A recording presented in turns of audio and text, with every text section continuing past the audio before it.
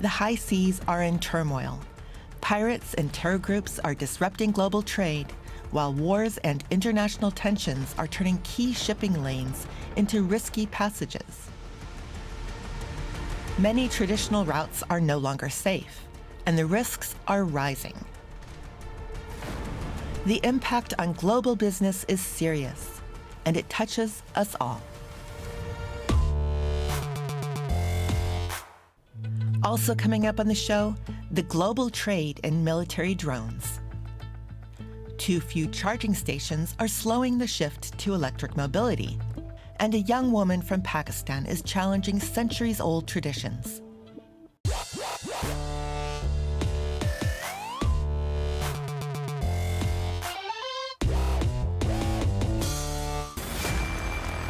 July 2025 in the Red Sea. An attack on the Magic Seas, a Greek-operated freighter. Islamist Houthi rebels arrive with helicopters, machine guns, and rocket-propelled grenades. Crew members are killed and kidnapped. The ship is destroyed. Commercial ships are repeatedly coming under attack around the world. Many sea routes are threatened by terrorism and war. What are the consequences for global trade and commodity prices? Over 80% of global trade is handled by ships, and there were more than 100 incidents in 2024. So I think in my memory, at least, since the time I've been involved in shipping, I have not seen so many regions in conflict and adding this significant risk to shipping and the seafarers' lives included in my career. A look at the 4 most endangered sea routes in the world. Example number 1, the Red Sea. The Bab el-Mandeb Strait.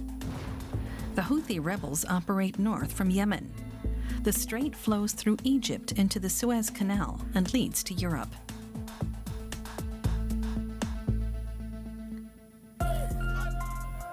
Since 2023, there have been over 100 attacks by Houthi rebels in the Red Sea.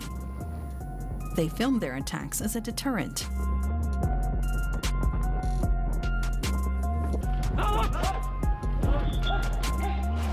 The economic damage to maritime trade is considerable. It is very difficult to give exact numbers, but roughly 15% of the trade passes through Suez Canal, and we had estimated something between $9 to $10 billion worth of trade passing through Suez Canal on a daily basis, which is a big number. Example number 2, the Strait of Hormuz. It runs east of the Suez Canal. In spring 2025, the Iranian government threatened to fire on all commercial ships. This was triggered by the military conflict between Iran and Israel. The sea route is also of great importance to other neighboring countries, such as Iraq, the United Arab Emirates, and Oman, especially for the export of oil and natural gas. So it cuts both ways because it does impede the traffic of oil. Mainly, it's about 20% of oil that passes, depending, of course, on what the share of each country in the area is. And it's also affecting the LNG trades eventually. Numerous conflicts have been smoldering in the region for decades. As a result, the Strait of Hormuz has repeatedly been the target of attacks on merchant ships, sometimes with drastic consequences. There were hundreds of ships attacked, and unfortunately, tragically, there were hundreds of civilian seafarers who lost their lives. The traditional Asia-Europe shipping route goes through the Red Sea and the Suez Canal. But ships can take a detour around the Cape of Good Hope. But that's about 10,000 kilometers extra, takes 10 days longer, and costs a lot of money. That increases the cost approximately by $1 million per trip for a vessel in fuel cost and other expenditure. Around 70% of all ships are now diverting via the longer route. Another consequence is that the cost of transporting one container has risen from an average of $3,000 to $15,000. It is not a question of cost at the moment. It's a question of safety. Example number 3, South China Sea. China's conflict with the island nation of Taiwan. The threat stems from China's maneuvers off the coast of Taiwan.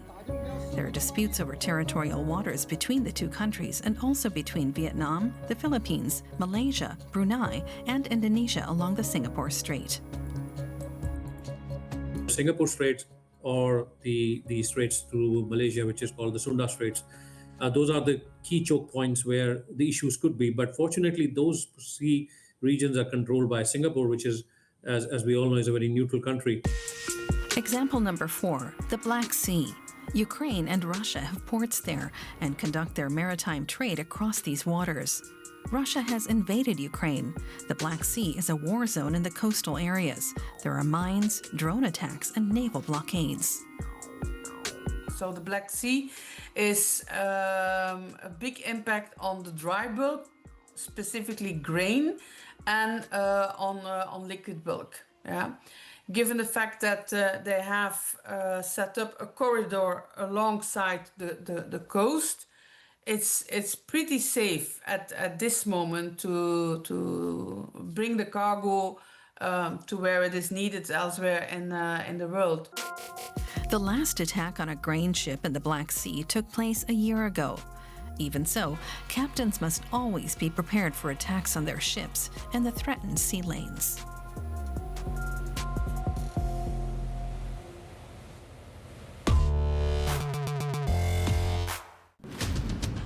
Since the war in Ukraine, drones have become a constant on the battlefield. They're used by Russia offensively and by Ukraine in defense. They're a lucrative business for the defense industry. The U.S. has long led the global drone market, but other nations are catching up, expanding both production and exports. Drones are central to modern warfare. They shape wars and conflicts worldwide, from India's conflict in Kashmir to Gaza and Ukraine. So who builds them? Who's an emerging player, and where is this headed?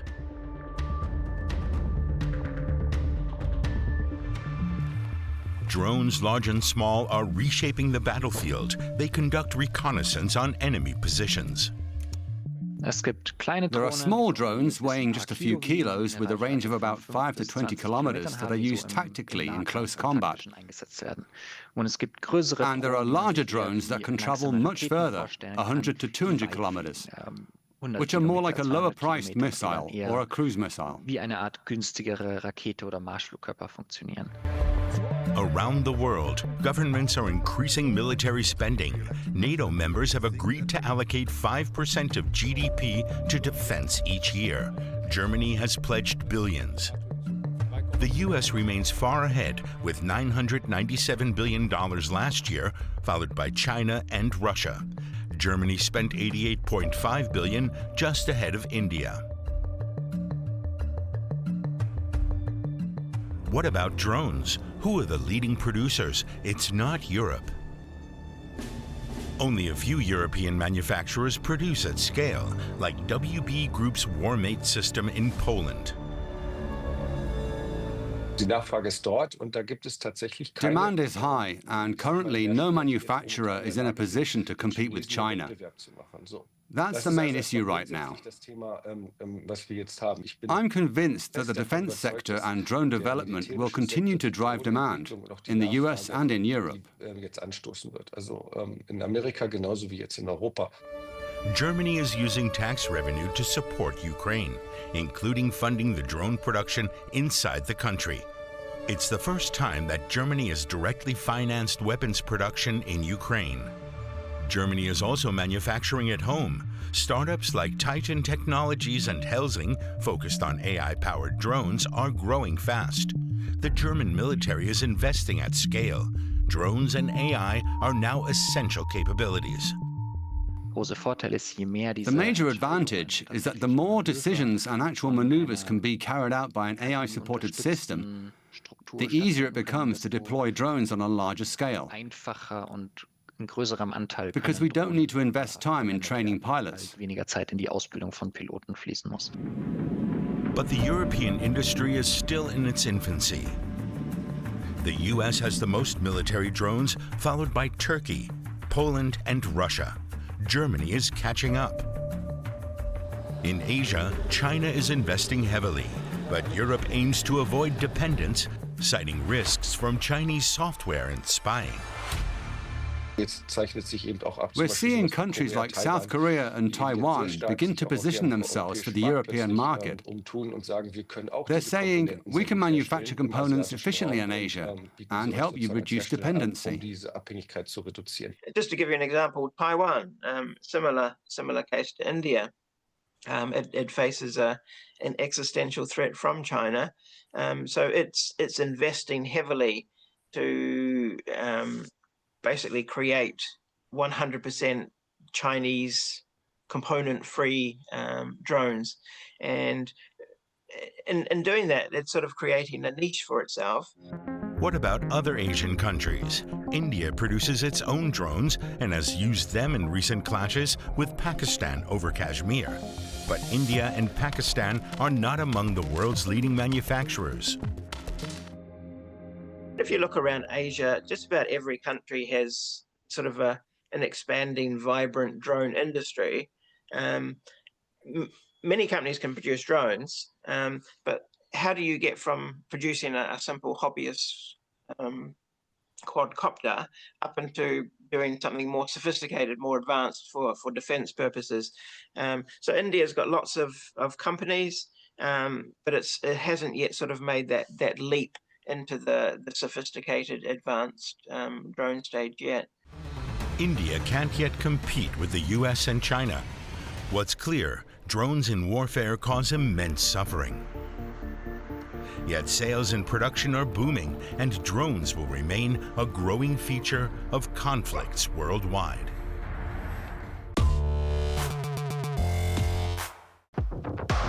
Modern technologies run on one thing above all: energy, and electric mobility is no exception. But charging stations are still in short supply. In some regions, there's no infrastructure at all.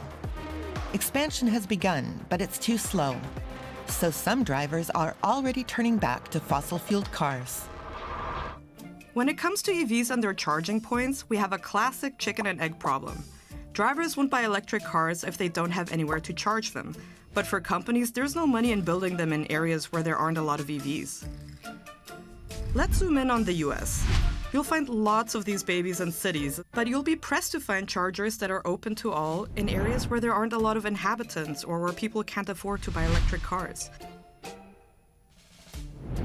Just compare EV-crazed California with more than 17,000 public charging locations to rural North Dakota with a total of 96. You're way more likely to stumble into a charging desert here. A charging desert is an area when people cannot own an EV or cannot travel to because there are no chargers there. And a charging desert is very different than a regular desert. A charging desert can be downtown of a city that if you live there, you have no chargers. And it can be sometimes that you live there and there are chargers, but you cannot use them. That could be because they're installed by employers who lock up their parking lots at night, for example, or because they're broken. Harvard research found that in the US, about 1 in 5 public charging stations do not work. But that doesn't mean that the US hasn't already made a lot of progress. It's really no different in how we think in some of our areas about just even gas or gas stations and other fossil fuel infrastructure. Alexia Melendez-Martineau says it's important to remember that this also took a while to roll out. Back in the day, car owners used to buy their gasoline at drugstores, general stores, or even get it home delivered. It took about 30 years for Americans to go from that to curbside pumps to a sizable network of actual gas stations. Filling stations sprang up by the thousands, and a whole new industry in gas and oil was created. We have to be strategic about installing charging infrastructure in a way that's going to support our travel the way that we have, with our gas infrastructure as well. The big difference between the two systems is gas mostly relies on these external structures, but the majority of EV charging is done here, at home. At-home chargers won't save you if you're just passing through, though. The main issue is to create these networks that if you do leave your home, you can get to the nearest city.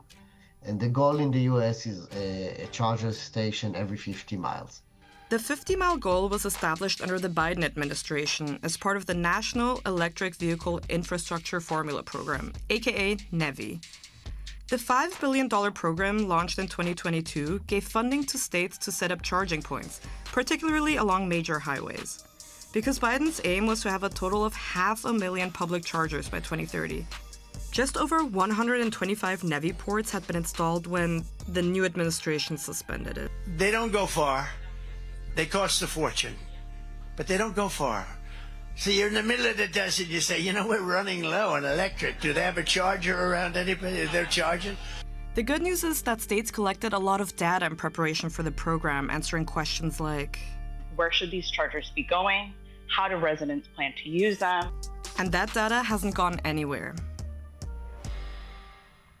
If we zoom out of the US a little bit and head over to countries that are leading the charging infrastructure game, we will see that state support is a massive part of this journey. Government commitment is very important. South Korea is the clear leader when it comes to EV charging. It has the lowest number of electric cars per public charger. Some of Korea's budget went to placing more charging stations along highways, for example. And the government tackled parking by mandating that all new apartment buildings install EV charging stations in 5% of their parking spaces. Old buildings need to retrofit at least 2% of their parking spots. The country also has another ace up its sleeve, its big businesses. Our economic structure is mostly, big conglomerate driven. Conglomerates has every business under their name. You've heard a lot of these names before: Samsung, LG, Hyundai. One good example is Lotte, which owns hotels, supermarkets, and department stores. Once they decide to deploy the EVs, they can put the EV chargers in their own captive markets, right? So, every building they have. The Netherlands is another top player. 70% of our cars is parked in public space. So you have a very active dialogue with your citizens. You know, what do they find comfortable in the distance they need to walk to a charger from their home? In most Dutch cities and municipalities, you can even request a public charger near you if you don't have the possibility to power up your EV at home. We know which areas will have which kind of development of electric vehicles, so we can anticipate a bit on it. And we also have, of course, data from existing chargers. So we also see if, for example, the occupancy of a charger is above 70%, we need to put a new charger next to it. Yet even Korea and the Netherlands are struggling in their rural areas. The business case is not yet okay in those rural areas. When there aren't enough people charging their cars in those areas, how are companies supposed to set up shop there? Well, in Korea, Nonghyup is a group of agricultural cooperatives, kind of a national system for farmers. It owns places that become hubs in these rural areas, supermarkets and banks. And now it's working to install its own EV chargers there. In the Netherlands, municipalities also joined together to make a more salient business case. One big concession which becomes attractive for commercial operators. So they start being interested then. It is maybe three charging station in this village and 5 in that village, but take 40 villages and you suddenly have something of substance. It will take many years to make money. That's why we need government to help. That's exactly what NEVI did in the US before it was paused. Now that it is in limbo, all eyes are on private companies to see how they're stepping up. Because many people, especially those living in rural areas, have a lot to gain from a stronger EV presence. They often drive farther.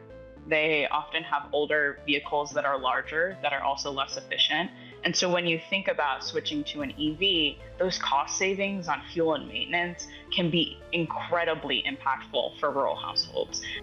But that jump will only become possible if they have enough places to plug in, even outside their homes.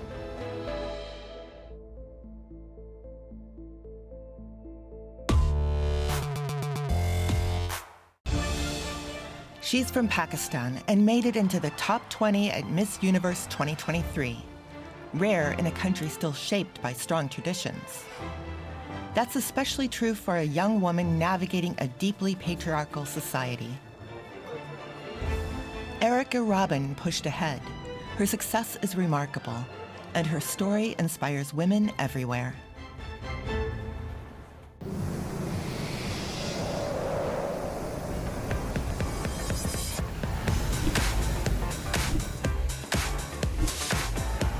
मुझे किसी ने contact किया बहुत time पहले.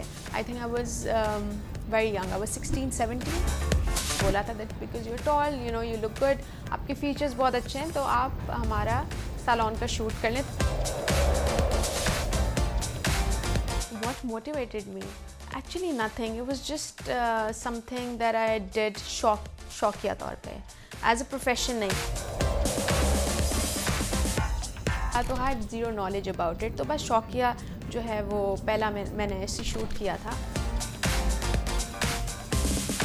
My father was against it because again लोग क्या कहेंगे. तो बस उनके यही कंसर्न थी, सेफ्टी कंसर्न कि माहौल अच्छा नहीं है, ये अच्छा नहीं है. नहीं, आई थिंक यहाँ पे माइनॉरिटीज़ की एक्सेप्टेंस थोड़ी कम है. Hi, this is Erica Robin from Karachi, Pakistan, and I'm your first ever Miss Universe Pakistan. Miss universe का आइडिया दिमाग में कभी नहीं आया because I knew that Pakistan list पे नहीं है. लेकिन वो जो एक 1994 या 1997 का जो जब सुष्मिता सेन वाज क्राउन्ड, तो उस साल का बिकॉज मुझे बहुत पसंद थी वो, तो वो मैंने बहुत ज़्यादा देखा था. To become the first Miss Universe was never there. कभी आई थिंक ख्वाब में भी नहीं कभी सोचा था, लेकिन I think it was written in the destiny. और वो बस घूम फिर के पता नहीं कहाँ से आया. आज भी अगर if I think about it, it still feels like a dream.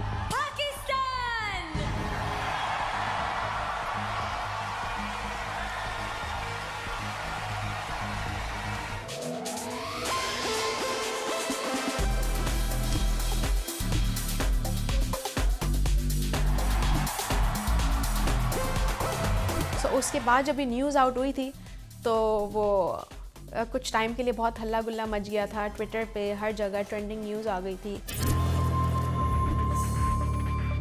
And the tagline was shameful for me. We reject Miss Universe Pakistan. हम तो एक्सेप्ट ही नहीं करेंगे.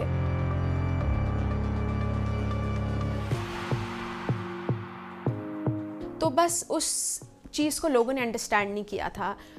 Also I think coming from 1% minority, तो वो भी एक्सेप्टेंस नहीं थी क्योंकि लोगों को लगा ठीक है she is Christian so she is not going to respect the Islamic culture.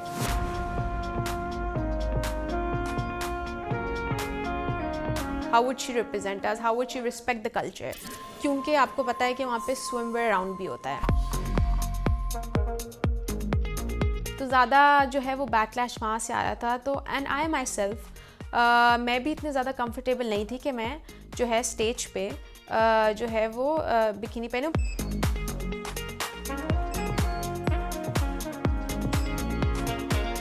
Burkini, अच्छा ये जो वर्ड है ये भी मैंने सबसे पहली दफ़ा सुना था, burkini. So it's an alternative of bikini you can से.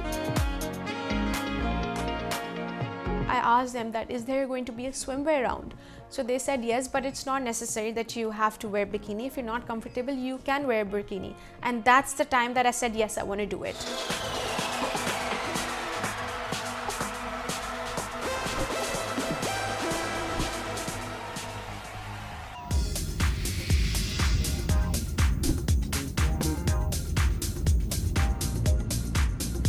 लास्ट ईयर जो थी वो 200 एप्लीकेशन थी, और इस साल क्योंकि now everyone knows that it's real, it's authentic, and Pakistan से कराची, लाहौर, इस्लामाबाद और हर जगह से हर इंसान ने, मतलब हर एज ग्रुप ने इस साल अप्लाई किया है. And I was really happy कि ठीक है नाउ इट्स एक्सेप्टेड. एंड क्योंकि मैं दिल से बहुत चाहती थी कि सिर्फ माइनॉरिटीज़ नहीं, आई एम ग्लैड कि इस बार मेजॉरिटी जो है पाकिस्तानी लड़कियों ने भी अप्लाई किया. So I was really happy for it.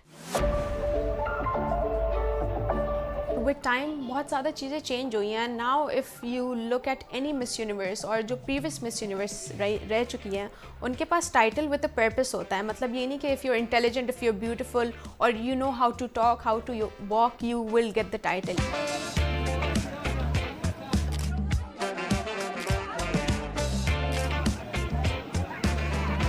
And I think being the first ever Miss Universe Pakistan has really made me feel the importance of being a true Pakistani. I'm very happy that I'm the first, but not the last. Also, I think ये opportunity जो मेरे पास आई, it was a beautiful experience, one thing that I would cherish for the rest of my life.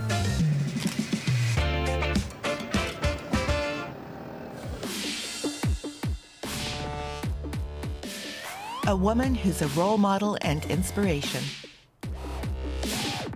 A global military drone market. And the challenges of e-mobility are topics on this edition of Made, DW's business show. Thanks for watching and see you next time. Bye-bye.